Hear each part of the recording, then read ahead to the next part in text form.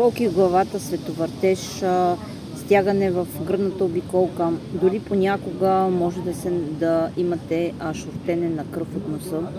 И това са едни симптоми, на които трябва да се обърнат сериозни внимания, защото ви се е случвало много пъти да пиете лекарства за високото кръвно налягане, но да не можете да нормализирате кръвното налягане.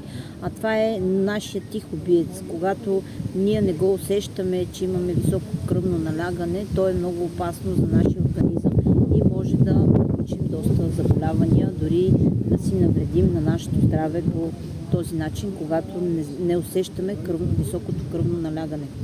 Тук идва на помощ алоето с коприва, за да можете да нормализирате кръвното налягане, да почистите от токсините, дори за артериите на сърцето да се прочистят и същевременно гъбата рейши, която ще нормализира кръвното налягане.